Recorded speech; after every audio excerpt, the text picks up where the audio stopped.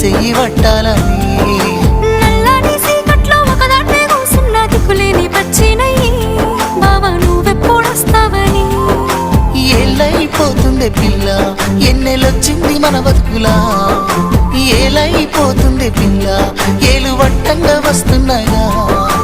ఇన్నాళ్ళ ఎడబాటు ఎడవాసిపోతుందిలే